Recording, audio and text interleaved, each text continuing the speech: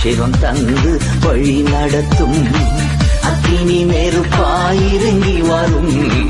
அபிஷேகம் தந்து வழி நடத்தும்.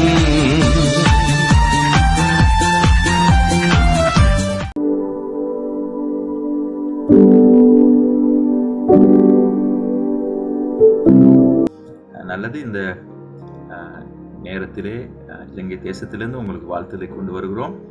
இன்றைக்கு மாதத்திலே 1வது தேதி வாக்குத்தத்தத்தின் செய்தி என்று நீங்கள் எதிர்பார்த்து கொண்டிருந்தாலும், கர்த்தர் கொடுக்கிற வாக்குத்தத்தமானது ஒரு எச்சரிப்பின் ஆலோசனை வாக்குத்தத்தமாக இருக்கிறது இந்த 7வது மாதத்திலே. காரணம், தேவன் எங்களை பாதுகாக்க விரும்புகிறார். God want to preserve us. ஆண்டவர் எங்களை கெட்டு போகாமல், கிறிஸ்தவ வார்த்தை தான், கெட்டு போகாமல் கடவுள் எங்களை பாதுகாக்க அவருடைய வசனத்தை கொண்டு எங்களோடு பேசுகிறார். ஆமென். எனவே ஆண்டவருடைய வார்த்தையை இந்த ராத்திரியிலே நாங்கள் தியானிக்கும் என்பதாக நீங்கள் அன்மியூட் பண்ணி உங்களுடைய பேர், நீங்கள் எங்கிருந்து வரீங்க என்று சொன்னால் எனக்கு தெரிந்து கொள்ளக்கூடியதாக இருக்கும் செய்தி கேட்கிறவர்கள் யார் என்பதாக. எனவே if you don't mind, you can unmute yourself, tell your name and where are you from. Thank you. நான் யூகேல லிவ் பண்றேன். Thank you. Thank you pastor. Thank you. I am Gloria. Mano from where? Manomika pastor. Yes, from where? Tamil Nadu. Thank you. Welcome. Gloria, Sweden. Hello, Sister Gloria. Good to hear from you. Bless you. Thank you. Praise the Lord, Pastor. நான் rosemary பிரான்ஸ்ல இருக்கேன். Hello, Rosemary. Good to see you again. Praise Lord, Pastor. Senduri from Chennai, Tamil Nadu. Thank you for sharing. Praise Lord, Pastor. நான் செல்வி, லண்டன்ல இருக்கு, யூகேல. Thank you, Sister. Bless you. Praise the Lord, Pastor. I am from Netherlands, Rebecca. Thank you, Sister, for sharing. Bless you. Welcome. Thank you, God bless you. Praise Lord, Pastor. Jasmine from Tamil Nadu, Pastor. Hello, Jasmine. Thank you.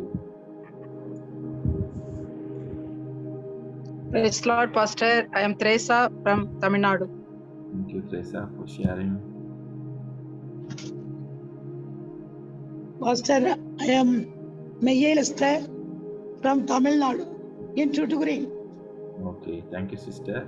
When did you see yourself? Praise Lord, Pastor. I'm Nauroj from Tamil Nadu, Chennai. Thank you.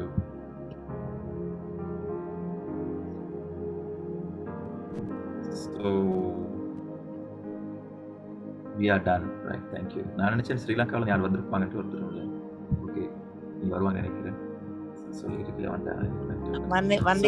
நாங்கள் தியானிப்போம்.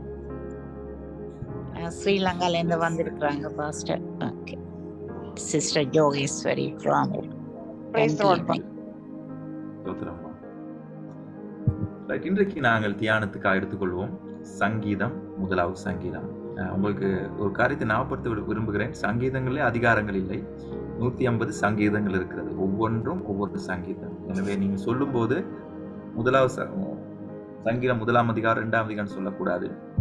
1வது சங்கீதம், 2வது சங்கீதம், 150வது சங்கீதம் என்பதுதான் சொல்ல வேண்டும். அதுதான் நியதி. எனவே 1வது சங்கீதத்தை நாங்கள் 1வது வசனத்தை யாராவது வாசிக்கலாம்? செந்தூரி, சரி வாசிங்க. துன்மார்க்கருடைய ஆலோசனையில் நடவாமலும்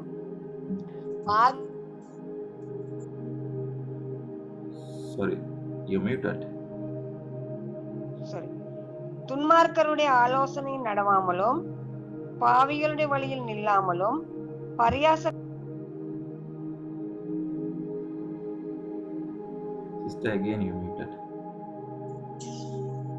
துன்மார்க்கருடைய ஆலோசனையில் நடவாமலும் பாவிகளுடைய வழியில் நில்லாமலும் பரியாசக்காரர் உட்காரும் இடத்தில் உட்காராமலும் கர்த்தரிடத்தில் பிரியமாயிருந்து இரவும் பகலும் அவருடைய வேதத்தில் தியானமாய் இருக்கிற மனுஷன் பாக்கியவான். போதும், தேங்க்யூ. ஸோ இந்த இடத்துல சொல்லப்பட்டிருக்கிறது நடக்காதே, நிற்காதே, உட்காராதே. 3 எச்சரிப்புகளை இந்த 1வது சங்கீதம் எங்களுக்கு சொல்லுகிறது. இந்த சங்கீதம் யூதர்களுடைய ஒரு நமஸ்கார புத்தமாய் இருக்கிறது. அது மாத்திரமல்ல, எங்களுக்கும் சங்கீதத்துல தான் நாங்கள் அநேக துதி நமஸ்காரங்களுக்கு பாவிக்கப்படுற ஒரு புத்தகமாய் இருக்கிறது. எனவே ஆராதனை செய்ய வேண்டிய அல்லது ஆராதனைக்கு வலியுறுத்துகிற இந்த சங்கீதங்கள், முதலாவது சங்கீதமே சொல்லுகிறது நடக்காதே, நிற்காதே, உட்காராதே என்பதாக. எனவே இது ஒரு எச்சரிப்பா இருக்க வேண்டும். இந்த நாட்களிலே உங்களுக்கு தெரியும், நம்முடைய தேசமா இருக்கலாம், நீங்கள் வாழ்ந்து கொண்டிருக்க சபை பின்னணியா கூட இருக்கலாம், ஒரு சவாலான ஒரு ஒரு ஒரு ஒரு ஒரு சீசன்ஸ் காலகட்டங்களில் தான் திருச்சபைகள் போய் கொண்டிருக்கிறது. அதாவது நாம் பெற்ற அபிஷேகத்தை, நாம் பெற்ற அந்த ரட்சிப்பின் அனுபவத்தை, காட்லினஸ், அந்த தேவ பயத்தை பாதுகாத்து கொள்ள, சாட்சியை காத்துக்கொள்ள மிகவும் சவாலான ஒரு நாட்களில் தான் இந்த நாட்களில் உலகளாவிய திருச்சுவைகள் போய் கொண்டிருக்கிறது. பல உபதேசங்கள், பல பிரிவினைகள், பலவிதமான உலகத்தின் தாக்கங்கள், சத்துருடைய தாக்கங்கள், மனுஷருடைய தாக்கங்கள், தெரிந்து கொள்ளப்பட்டவர்கள் கூட வஞ்சிக்கப்படுகிற ஒரு நாட்களில் நாங்களும் நீங்களும் வாழ்ந்து கொண்டிருக்கிறோம். எனவே இந்த புதிய மாதத்திலே, வருகிற இந்த 6 மாதத்திலே கர்த்தருக்கு ஒரு பிரியமான வாழ்க்கை வாழவும், தேவனை ஆராதிக்கிற ஒரு நபராய் இருக்க வேண்டுமானால் ஆண்டு முதலாவது சொல்கிற காரியம்தான், துன்மார்க்கர் வழியில் நடக்காத, பாவிகள் வழியில் நிற்காத, பரியாசர் உட்காரும் இடத்திலே உட்காராது என்பதாக. சரி, இது யாருக்கு சொல்லப்பட்டுள்ளது? நாங்கள் சில நேரத்தில் இதை எடுத்து பிரசங்கம் பண்ணுவோம், வெளியுள்ள உலகத்தின் ஜனங்களை குறித்து. ஆனால் இது உள்ளே இருக்க ஜனங்களுக்கு தான் சொல்லப்பட்டிருக்கிறது. கொஞ்சம் பாருங்க. முதலாவது, துன்மார்க்கன் என்ற வார்த்தை எபிரேய மொழியிலே ராஷா என்ற வார்த்தை. ராஷா என்றால் அன்கொட்லி, அதாவது கொஞ்சம் கூட கடவுள் பயமே இல்லாத ஜனங்கள். அப்படிப்பட்டவருடைய வழியிலே நடவாதே. இன்றைக்கு எங்களை சுற்றி தேவ பக்தியின் வேடத்தை தரித்து கொண்டவர் போல் இருப்பார்கள், ஆனால் அவர் தேவ பக்தி அவர்களுக்குள்ளா இருக்காது. எனவே அப்படிப்பட்டவருடைய வழியிலே நாம் நடப்போமானால், அதாவது அவரை பின்பற்றுவோமானால், அங்கே எங்களுக்கு ஒரு ஒரு வலை பின்னப்பட்டுள்ளது. கடவுளை விட்டு, தேவனுடைய பிரசன்னத்தை விட்டு தூர போயிடும். சில நேரத்தில் பாருங்க, நான் நிறைய இடத்துல அவதானிச்ச விஷயங்கள், தேவனுடைய பிள்ளைகள் ஒன்று சேர்ந்து கூடும்போது, அது பிசிக்கலா நான் சொல்லுகிறேன், சபைகளிலோ அல்ல ஜெப கூட்டங்களிலோ, தேவ ராஜ்யத்துக்கான காரியங்களையும் அல்லது ஒருவருடைய கட்டி எழுப்புற காரியத்தை பேசுவது மிகவும் குறைவு. வேஸ்டான, அதாவது தேவையற்ற காரியங்களை பேசுகிற ஒரு கலாச்சாரம் எங்கள் மத்தியிலே வந்து கொண்டிருக்கிறதை காண்கிறோம். காரணம், நாங்கள் தேவ பக்தி இல்லாத, தேவ பயம் இல்லாத நபர்களோடு ஐக்கியம் வைப்பதை குறித்து ஜாக்கிரதையாய் இரு என்பதாக வேதாகம் எங்களுக்கு வலியுறுத்துகிறது. அதான் ஒரு அப்படி சொல்வார்கள், உங்களுடைய நண்பன் யார் என்று என காட்டுங்கள், நீங்க யாருன்னு நான் சொல்கிறேன் என்பதாக.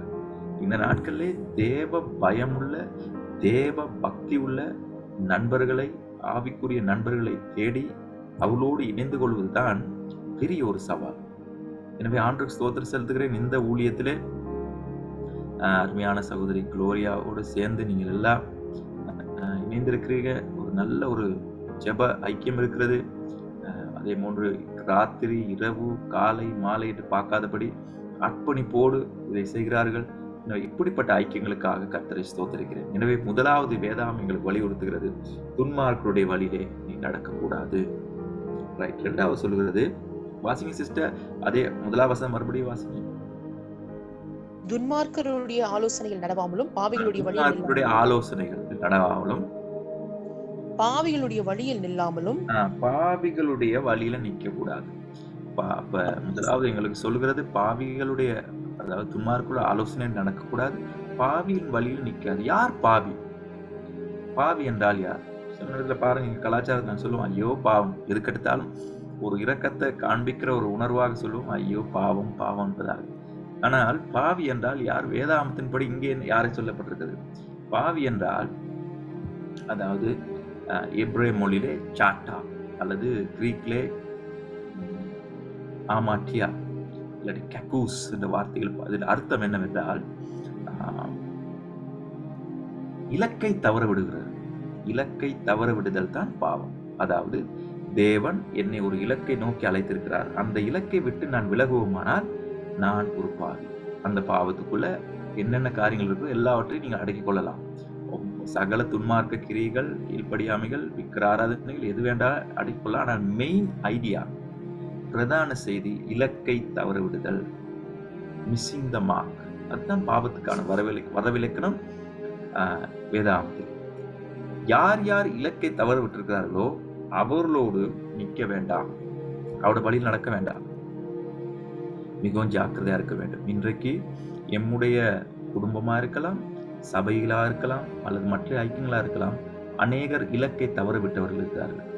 அவர்களோடு நாம் இணைந்து கொள்வோமானால், ஐக்கியம் வைப்போமானால், அவரோட வழியில் நடக்க ஆரம்பிப்போமானால், நாமும் இலக்கை தவற விடுகிற ஒரு அபாயகரமான நிலைமைக்கு வரலாம். அது எப்படி விழுவோம் என்றால், எங்களுக்கே தெரியாமல் கொஞ்சம் கொஞ்சமா கடவுளை விட்டு தூர போய் நிற்கிறவன் விழாதிருக்க கடவுள் எச்சரிக்கையாக கடவுள் வேதம் சொல்லுகிறது. சில நேரத்தில் நான் நிற்கிறேன் நினைத்து கொண்டிருந்தாலும் இப்படிப்பட்ட ஐக்கியங்கள் எங்களை தூர போக செய்யும். சரி, உட்கார வேணாம் என்று சொல்லியிருக்கிறது. திரும்ப வாசிங்க சிஸ்டர். பரியாசக்காரர் உட்காரும் இடத்தில் உட்காராமலும். யார் இந்த பரியாசக்காரர்கள்? அதாவது மொக்கஸ். பரியாசக்காரன் இந்த இடத்துல சொல்லப்படும் போது அவர்களோடு உட்கார வேணாம், அவர்களோடு ஐக்கியம் வைக்க வேண்டாம். உட்காரன்னு சொல்லும் போது அது நீங்க ஒரு டின்னருக்கோ அல்லது ஒரு அமர்றதுன்னு சொல்லும் போது இட்ஸ் ஷோஸ் யூனிட்டி. அவங்களோட நாங்க பங்காளர்களாக மாறுகிறோம் என்பதாகத்தான். இந்த பரியாசக்காரன் சொல்லும் போது வேதத்தின்படி பொய்யை உண்மையாக்குறவர்கள், அதாவது பொய்யை மெய்யாக்குறவர்கள், மெய்யை பொய்யாக்குறவர்கள், இப்படிப்பட்ட ஜனங்களிடத்திலே நீ ஐக்கியம் வைக்காது என்று வேதம் சொல்கிறது. பிரியமானவர்களே, சிலர் பொய்யை மெய்யாக்கி அநேக உறவுகளை பிரித்து, அநேக குடும்பத்துக்குள் பிரச்சனைகளை கொண்டு வந்து, சபைகளுக்குள்ளே ஐக்கியங்களை உடைத்து, அது மாத்திரமல்ல தலைமைத்துவத்திலே பிளவுகளை உண்டாக்கி வேதனைகளை ஏற்படுத்துகிற நபர்கள் உள்ளேயும் இருக்கிறார்கள், வெளியும் இருக்கிறார்கள். எனவே இப்படிப்பட்டவர் நீ ஐக்கியம் வைக்காது என்று வேதாமம் எச்சரிப்போடு இந்த மாதத்தில் எங்களுக்கு கற்றுக் கொடுக்கிறது. அதாவது நடக்காதே, நிற்காதே, உட்காராதே, இதை சொல்லி இதை நீ ஜாக்கிரதையா இருந்து சொல்லி அடுத்த வசனத்திலே கர்த்தர் என்ன சொல்லுகிறார் என்றால், வாசிங்க சிஸ்டர். கர்த்தருடைய வேதத்தில் பிரியமாயிருந்து. கர்த்தருடைய வேதத்தில் பிரியமாயிருந்து. வாட் இஸ் கர்த்தருடைய வேதம்? இந்த இடத்துல கர்த்தருடைய வேதம் சொல்லும்போது தோரா என்று சொல்லும் போது பழைய ஏற்பாடுக்கு 5 மெயின் புத்தகங்கள், ஆதியாகமத்திலிருந்து உபாகமம் வரைக்கும் இந்த புத்தகத்துல பிரியமாயிருந்து, டிலைட். இன்றைக்கு பாருங்க, பைபிள் வாசின்னு சொல்லும் போது எத்தனை பேருக்கு ஒரு என்ன சொல்றது, அப்படி ஒரு வாஞ்சை பேஷன் வருகிறது. ஐயோ பைபிள் வாசிக்கணுமே அப்படின்னு சில நான் கண்டிருக்கேன். சில சொல்லுவாங்க வாசிக்கிறதுக்காக. ஆனா வார்த்தையில தான் எல்லாம் இருக்கிறது. வார்த்தை உங்கள் வாழ்க்கையை வளமாக்கும். எனவே வார்த்தை, அதாவது இன்கார்டேஷன் வார்த்தை வார்த்தையை அடிக்கடி உச்சரித்து கொண்டு, மந்திரவாதிகளை தான் செய்வாங்க. மந்திரம் சொல்றவங்களை கண்டிருப்பீங்க, மற்ற நீங்க பல மதங்கள்ல இருந்து வந்திருப்பீர்கள். எந்த நேரம் உச்சரித்து கொண்டே இருப்பார்கள். அதே மாதிரி எங்க வாழ்க்கையில வார்த்தையை தியானிப்பது மாத்திரமல்ல, அது பேசுவது மாத்திரமல்ல, அதை சொல்லி டெக்ளரேஷன் அறிக்கை செய்து கொண்டு வார்த்தையே எங்க வாழ்க்கையை வளமாக்குவதற்கு விட்டு கொடுக்க வேண்டும். நீங்க இப்படியும் கேட்கலாம், அப்படிலாம் செஞ்சுட்டு வார்த்தையின்படி வாழாட்டி என்ன பிரயோஜனம் என்பதாக. அது உண்மை கதைதான். ஆனால் இதை செய்தால்தான் வார்த்தையின்படி வாழ முடியும். வார்த்தை வாசிப்பது மாத்திரமல்ல, பேசுவது மாத்திரமல்ல, கற்றுக் கொடுப்பது மாத்திரமல்ல, பிரசங்கம் செய்வது மாத்திரமல்ல, தியானிப்பது மாத்திரமல்ல, அதை அறிக்கை செய்து கொண்டே இருப்பது அவசியம். காரணம், தேவனுடைய திருவார்த்தையிலே வல்லமை இருக்கிறது, ஜீவன் இருக்கிறது, அதிகாரம் இருக்கிறது. ஹல்லேலூயா. எனவே கர்த்தருடைய வேதத்தில் பிரியமாயிருந்து. அடுத்து வாசிங்க சிஸ்டர். இரவும் பகலும் அவருடைய வேதத்தில் இரவும் பகலும். ஸோ பாருங்க, யூதர்கள் இருக்க ஒரு நல்ல பழக்கம், எப்பயுமே அவங்க ஜெபத்தை தவற விட மாட்டாங்க. அவருடைய வார்த்தையை தவற, they take it's very serious. அது லோவோ அல்லது என்ன சொல்றது, நியாயப்பிரமாணமோ அல்லது சட்டத்திட்டங்களோ இருந்தால், எது இருந்தாலும் கடவுளோட காரியம் வரும்போது when it comes God matters, they will take very serious. அதே தான் என்னுடைய இஸ்லாமிய சகோதரர் அவர்கிட்ட படிச்சிருக்காங்க. அதுக்கு மேலாக நம்ம எவ்வளவு சீரியஸா இருக்க வேண்டும் ஆண்டுடைய வார்த்தையை தியானிப்பதை குறித்து, வாசிப்பதை குறித்து. ஹல்லேலூயா. எனவே இரவும் பகலும் என்ன செய்ய வேண்டுமானம்? அடுத்த வாசிங்க சிஸ்டர். தியானம். இரவும் அவருடைய வேதத்தில் தியானமாய் இருக்கிற மனுஷன் பாக்கியவான். யார் பாக்கியவான்? இந்த மாசத்துல இரவும் பகலும் வேதத்தை தியானம் பண்ணுகின்ற வார்த்தை it's very beautiful in Hebrew culture. அதாவது தியானம் என்று சொல்லும்போது இப்போ நாங்கள் பல விசுவாச பின்னணியில் வந்திருக்கிறோம், சில பாரம்பரிய சபை பின்னணியிலிருந்து வந்திருக்கலாம். தியானம் சொல்லும்போது ஒரு வார்த்தை நினைத்துக்கொண்டு அப்படி இருப்பது அல்ல. இந்த இடத்துல மாடு, ஒரு மாடு அசை போடும். சில சொல்றாங்க மாட்டுக்கு 2 வயிறு இருக்குன்றதாக, சில சொல்றாங்க 4 வயிறு இருக்குன்னு. எத்தனை வயிறு எனக்கு சரியா தெரியாது, அட்லீஸ்ட் எனக்கு 2 வயிறு இருக்குன்னு. மாடு என்ன செய்யும்? நீங்க மாடு வளர்த்தவர்களுக்கு உங்களுக்கு தெரியும், இல்லாட்டி நீங்க சுவிஸ், நியூசிலாந்து போன்ற நாட்டில் இருந்திருப்பீங்கன்னா உங்களுக்கு அதுவும் விளங்கும். இல்லாட்டி இலங்கையிலும் இந்தியாவிலும் மாடு வளர்த்துருப்போம், அந்த அனுபவம் இருக்கும். மாடு பாருங்க நல்லா சாப்பிடும், சாப்பிட்டு ஒரு இடத்துல அப்படியே படுத்துடும். சில நேரத்தில் படுத்து டைம் கிடைக்கும் போது எல்லா சாப்பாடையும் வெளியே எடுக்கும். புல், அந்த புல்லை எடுத்து மெதுவா அசை போடும். சிலர் சொல்லுவாங்க, என்ன மாடு மாதிரி அசை போட்டுக்கிட்டே இருக்கன்னு உதாரணத்துக்கு சொல்லுவாங்க. காரணம், மாடு அந்த பசு எல்லாவற்றையும் வெளியே எடுத்து கொஞ்சம் கொஞ்சமா சாப்பிட்டு அதை அப்படியே என்ன சொல்றது டைஜஸ்ட் பண்ணி சமிப்பாடை செஞ்சு அந்த சத்தை அப்படியே உள்ளுக்கு எடுக்கும். அதனால தான் அது அவ்வளோ ஸ்ட்ராங். அதான் சொல்லுவாங்க மாடு மாதிரி வளர்ந்துட்டாரு அப்படின்னு சொல்லுவாங்க ஒரு விளையாட்டுக்கு. காரணம் அந்த அசை போடுதல், அந்த பதம் தான் இங்கே பாவிக்கப்பட்டுள்ளது தியானம் என்று. எனவே ஒவ்வொரு நாளும் நீங்கள் கேட்கிற வார்த்தைகளை அல்லது நீங்க பிரசங்கத்துல கேட்கிற செய்திகளை ஒரு நேரம் எடுத்து ஒதுக்கி தியானிக்க ஆரம்பிங்க. இமேஜின், நீங்க பவர் ஆஃப் இமேஜினேஷன். நாங்கள் கனவு காண்பது குறித்து, தரிசனத்தை குறித்து, ட்ரீமிங், இவைகளை குறித்து பெருசா எங்களுக்கு என்ன சொல்றது இன்ட்ரெஸ்ட் இல்லை. ஆனா யோசேப்பை பாருங்க, வேதத்துல நிறைய பேரை பார்க்கலாம், வார்த்தையை தியானித்து கொண்டு உங்க வாழ்க்கையில கடவுள் இந்த வருஷம் ஆரம்பிக்கும் போது அல்லது நேற்று கூட அல்லது இப்பொழுது கூட சில வார்த்தைகள் உங்களுக்கு தீர்க்காசனமாக பேசி கொண்டிருக்கலாம். Take it is very serious. அதை நீங்க பாரதூரமா எடுத்துக்கொள்ளுங்கள். அது உங்களுக்கு கடவுள் பேசுகிற காரியம். அதை தியானிக்க ஆரம்பிங்க. சூழ்நிலையை பார்த்து சூழ்நிலை நிமித்தம் நீங்க உங்க வாழ்க்கையை திட்டமிட வேண்டாம், ஊழியங்களை திட்டமிட வேண்டாம். இந்த ஊழியத்தை விட்டு போயிடுவோம் அல்லது இந்த இடத்தை விட்டு போயிடுவோம்னு நீங்க நினைக்க கூடாது. Don't depend on situation, depend on God promise. உங்களுடைய சுற்றி இருக்க சந்தர்ப்ப சூழ்நிலை பார்த்து உங்களுடைய எதிர்காலத்தை தலைவிதியை நீங்கள் நிர்ணயிக்க வேண்டாம். தேவன் உங்களுக்கு கொடுத்த வாக்கு தத்தத்தை தியானிங்கள். உங்களுடைய ஒவ்வொரு சூழ்நிலையிலும் நீங்க சில நேரத்தில் உங்களுக்கு குடும்ப பிரச்சனைகள் இருக்கலாம், தீராத வியாதிகள் இருக்கலாம், ஊழியங்கள்ல பிரச்சனைகள் சவால்கள் இருக்கலாம், அல்லது இந்த நேரத்துல கூட நீங்க ஒரு போராட்டத்துல கூட தான் வந்திருக்கலாம். ஆனால் அப்படிப்பட்ட சூழ்நிலை கர்த்தர் உங்களுக்கு என்ன சொல்லுகிறார், அவருடைய வார்த்தை என்ன சொல்லுகிறது, அதை விசுவாசிங்க. உங்கள் வாழ்க்கை வளமாகும். அது மாத்திரமல்ல, அடுத்த வாக்கு பாவிக்கப்பட்ட வார்த்தை பாக்கியவான். அஷேர், அஷேர் என்ற ஈப்ரு வேர்ட் பாவிக்கப்பட்டிருக்கிறது. இந்த அஷேர் என்றால் ஹாப்பி, சந்தோஷம், மகிழ்ச்சி. இன்றைக்கு அநேக வாழ்க்கையிலே மகிழ்ச்சி என்று குறையும். சில நேரத்தில் மகிழ்ச்சியை குறித்து வேலை செய்து பேசியே சில பேர் துக்கமா இருப்பாங்க. ஸோ இன்றைக்கு ஊழியத்தில் அப்படித்தான். இன்றைக்கு நிறைய காரியங்கள் ஓவர்லோட், அதிகமாக வேலை செய்கிறோம், அதிகமாய் ஓடுகிறோம். எனக்கு சேர்த்து தான் சொல்றேன், அதிகமாய் ஓடுகிறோம். ஆனால் நிற்க வேண்டிய நாட்கள் எங்களுக்கு வேண்டும். ஆண்டவர் பிரசன்னத்திலே அமர வேண்டிய நாட்கள் எங்களுக்கு தேவை.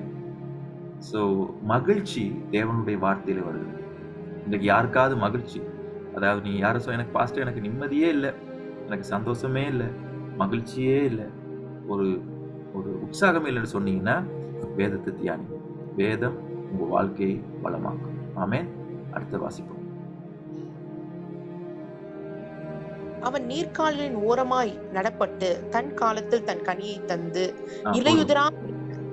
அவன் நீர்க்கால் ஓரத்தில் நடப்பட்ட ஒரு இலை உதிராத மரம், அதாவது ஒரு நிலையான வாழ்க்கையை குறித்து சொல்லப்படுகிறது.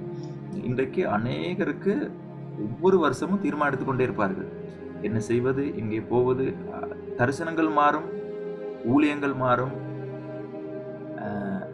பெரியவர்கள் கூட சில இடத்துல ஊழியங்களும் மாறிக்கொண்டே இருக்கும். ஆனால் இந்த இடத்துல வார்த்தையை தியானித்து வார்த்தையின்படி வாழ்கிற நபர் ஒரு நிலையான வாழ்க்கை உள்ள ஒரு மரத்தை போல கனி கொடுக்கிற, ஏற்ற நேரத்திலே கனி கொடுக்கிற, இல்லை உதிராத, அதாவது நியூட்ரிஷன், அதாவது நல்ல செழிப்பான ஒரு வாழ்க்கை இருக்கும். அந்த இந்த இடத்துல இந்த ஆவிக்குரிய ஆசீர்வாதத்தை மட்டும் சொல்லலை, it shows us financial blessings, prosperity. அதே போன்று உளவியல் ரீதியான மன ரீதியான ஒரு ஆரோக்கியம், அது மாத்திரமல்ல ஆவிக்குரிய ரீதியான ஒரு ஆரோக்கியம். அல்லேலூயா. தொடர்ந்து வாசிப்போம். இலையுதிராதிருக்கிற மரத்தை போல் இருப்பான், அவன் செய்வதெல்லாம் வாய்க்கும். அவன் செய்வதெல்லாம் வாய்க்கும். கடவுளுடைய வார்த்தையின்படி அவருடைய வார்த்தையிலே ஊறி போய் இருக்கிற தேவனோடு நடக்கிற மனுஷன் செய்வதெல்லாம் வாய்க்கும் என்று பரிசுத்த வேதாமம் எங்களுக்கு சொல்லுகிறது. அடுத்த வசனத்துக்கு போவோம். துன்மார்க்கரோ அப்படி இராமல் காற்று பறக்கடிக்கும் பதரை போல் இருக்கிறார்கள். நான் துன்மார்க்கர் அப்படி இல்லை. யார் துன்மார்க்கர்? அது ராஷா, கடவுள் பயம் இல்லாதவர்கள், ராஷா என்ற வார்த்தை. அவர்கள் காற்று இங்கிட்டு சாய்வாங்க, அங்கிட்டு சாய்வாங்க. இவங்க எல்லாம் வெளியே அல்ல இருக்காங்க, உள்ளுக்கு தான் இருக்காங்க. நம்மளோட இருப்பாங்க, சில நேரத்துல நம்ம ஐக்கியங்கள் இருப்பாங்க, சபைகள் இருப்பாங்க. சில நேரத்துல நான் சொல்ற இந்த வார்த்தை உங்களுக்கு கஷ்டமா இருக்கலாம், பட் அதுதான் உண்மை. ஆனால் அவர்கள் அப்படி நிலையான வாழ்க்கை அல்ல.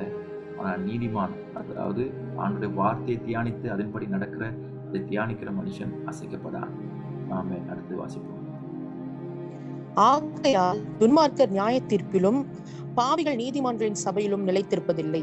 துன்மார்க்கர் நியாய தீர்ப்பிலும் பாவிகள் நீதிமானுடைய சபையிலும் நிலைத்திருப்பது. அவர்களுக்கு ஒரு நிலையற்ற வாழ்க்கை அங்கு, அதாவது ஒரு கூட விட்டு போன குருவியை போல எல்லா இடத்துலையும் அலைஞ்சு திட்டுற ஒரு வாழ்க்கை. ஆனா இந்த புதிய மாதத்துல ஆண்டு நமக்கு சொல்ற காரியம், தேவனுடைய பிரசன்னத்துக்கு வா, நான் உன்னை அழைத்திருக்கிறேன். உன்னுடைய திட்டம் அல்ல, என்னுடைய திட்டம், என்னுடைய சித்தம் உங்க வாழ்க்கையில செய்யப்படுவதா. கடைசியா வாசிட்டீங்களா சிஸ்டர்? கர்த்தர் நீதிமான்களின் வழியை அறிந்திருக்கிறார், துன்மார்க்கரின் வழியோ அழியும். கர்த்தர் நீதிமானுடைய வழியை அறிந்திருக்கிறார். யார் நீதிமான்? அவருடைய இரத்தத்தினாலே கழுவப்பட்டு, அவரால் தெரிந்து கொள்ளப்பட்டு, அவருடைய வார்த்தையின்படி நடக்கிறவர்கள் நீதிமான். நீங்களும் நானும் நீதிமானவராக இருக்கிறோம். எனவே எங்களுடைய வழிகளை கர்த்தர் அறிந்திருக்கிறார். நீங்க எங்க போக போறீங்க, என்ன செய்ய போறீங்க, அல்லது ஊழியத்தில் எடுக்க போற தீர்மானங்கள், நீங்க டிராவல் பண்ண போற காரியங்கள், சில நாடுகளுக்கு டிராவல் பண்ண யோசித்து கொண்டிருக்கலாம். ஆண்டு உங்களோட வழிகளை அறிந்திருக்கிறார். ஆனால் துன்மார்க்கிற வழியோ அழியும். எனவே இந்த புதிய மாதத்திலே, 7ஆம் மாதம், சம்பூர்ணத்தின் பரிபூர்ணத்தின் மாதத்திலே துன்மார்க்குடைய வழியிலே நடக்காமல், பாவிகள் துன்மார்க்கிற ஆலோசனையில் நடக்காமலும், பாவிகள் வழியிலே நடக்காமலும், பரியாசக்கார் உட்காரும் இடத்தில் உட்காரவன், ஆண்டு வார்த்தையிலே இரவும் பகலும் தியானிக்கும் மனுஷன் பாக்கியவான், அவன் செல்வதெல்லாம் வாய்க்கும். அதே போன்று நீதிமான்களுடைய சபையிலே பாவிகளுக்கு துன்மார்கள் இடமே இல்லை. அவருடைய வழிகள் அழியும். ஆனால் நீதிமானுடைய வழியை தேவன் அறிந்திருக்கிறார். அந்த நபர் ஒரு நிலை உதிராத நிலையான கனி கொடுக்கிற ஒரு நபராயிருப்பார். இந்த புதிய மாதத்திலே கனி கொடுக்கிற வாழ்க்கை உங்களுடைய வாழ்க்கையில என்ற வாழ்க்கையா மாறப்போகிறது. அதுக்கு ஆயத்தப்படுத்துவோம். அதுக்கான திறப்பு சாவி ஆண்டுடைய வார்த்தையை தியானம் செய்து அதன்படி செய்யும். எனவே இந்த ராத்திரியிலே இந்த வார்த்தையை கேட்டவங்க எல்லாரையும் கர்த்தர் ஆசீர்வதிப்பாராக. ஜெபம் செய்வோம். உங்களுக்கு ஏதாவது கேள்விகள் அல்லது பகிர்ந்து கொள்ள சாட்சிகள் இருக்குமானால் ஜெபத்தின் பின்பதாக நீங்கள் சிஸ்டர் குளோரியாவுடைய அனுமதியோடு பகிர்ந்து கொள்ளலாம். Let us pray. பரலோக பிதாவே, இந்த நல்ல ஆசீர்வதிக்கப்பட்ட நாளுக்காக, இந்த புதிய மாதத்துக்காக, 6 மாதங்கள் கண்ணின் மணி போல எங்களை பாதுகாத்து, உங்களுடைய கிருபையை தந்து, அதிக இரக்கத்தை தந்து, எங்களை பாதுகாத்து வழிநடத்தி ஆசீர்வதித்ததுக்காக ஸ்தோத்திரம். பல பாடுகளை கடந்து வந்தோம், ஆனால் கர்த்தர் கூட இருந்தீர். உமக்கு ஸ்தோத்திரம். நீர் உண்மை உள்ளவர். You are so faithful. ஆண்டவரே, நீர் உண்மை உள்ளவர். அதுக்காக நன்றி. இந்த புதிய மாதத்திலும் வருகிற இந்த 6 மாதங்களிலும் ஆண்டவரே, நாங்கள் ஆராதிக்கிற, உங்களை சேவிக்கிற நாங்கள் எப்பொழுதும் துன்மார்க்கருடைய ஆலோசனையில் நடக்காதபடி, பாவிகளுடைய வழியில் செல்லாதபடி, ஆண்டே பரியாசக்கார் உட்காரும் இடத்தில் உட்காராதபடி, கடவுள வார்த்தையை இரவும் பகலும் தியானித்து பாக்கியமுள்ள ஒரு கனி கொடுக்கிற நிலையான ஒரு வாழ்க்கை வாழவும் ஆண்டவரே, என்னுடைய வழிகளை தேவன் அறிந்து உயர்த்த போகிறேன். அதுக்காக ஸ்தோத்திரம். எப்பொழுதும் பிரசன்னத்திலே அமர்ந்திருக்க நாங்கள் அதிகமாக ஓடிட்டோம் சுவாமி. இந்த 6 மாசத்திலே ஆண்ட பிரசன்னத்திலே அமர்வதற்கு உங்களுக்கு கிருபை தரும்படியாக உங்களுக்கு எல்லா கணத்தையும் மகிமையை செலுத்தி, இந்த குழுவில் இருக்க அருமையான சகோதரர்கள், தாய்மார்கள், அன்றைய ஊழியக்கார சகோதரர்களுக்காக நன்றி. அவளை இயேசுவின் நாமத்தினால் நான் ஆசீர்வதிக்கிறேன். ஆபிரகாம், ஈசாக், யாக்கோபுடைய நாமத்தினாலே இந்த புதிய மாதத்திலே அவர்களும் அவருடைய குடும்பங்களும் பிள்ளைகளும் பேரப்பிள்ளைகளும் குடும்பத்தின் சந்ததிகளும் ஆசீர்வதிக்கப்படுவதாக. ஆண்டவரே, இன்னும் இந்த குடும்பத்திலே ரட்சிக்கப்படாத யார் இருப்பார்னால் தாய் வழியிலே அல்லது தகப்ப வழியிலே சொந்தக்காரர்கள் எல்லாரும் இணைகிறோம். ரட்சிப்பு உடையது, அவர்கள் ரட்சித்தரலாம். அந்த ரட்சிப்பின் செய்தி ஆண்டவரை இவர்களை மகிழ்விக்கட்டும் சுவாமி, அது நடக்க போகுது. இந்த வருஷத்திலே வருகிற 6 மாதத்திலே கர்த்தர் பலத்த காரியங்களை செய்ய போகிறார். அநேகர் ரட்சிக்கப்பட போகிறார்கள். குடும்ப அக்கத்தினவர்கள், அநேகர் பின்வாங்கி போனவர்கள், தூர போனவர்கள் மறுபடியும் ஆண்டுடைய ஆதி அன்புக்குள் இணைய போகிறார்கள். அதுக்காக உங்களுக்கு ஸ்தோத்திரம். அது மனுஷனால் கூடாது, ஆனால் தேவனால் கூடும். இயேசுவின் நாமத்தினால் ஆசீர்வதித்து ஜெபிக்கிறோம் எங்கள் நல்ல பிதாவே. ஆமென்.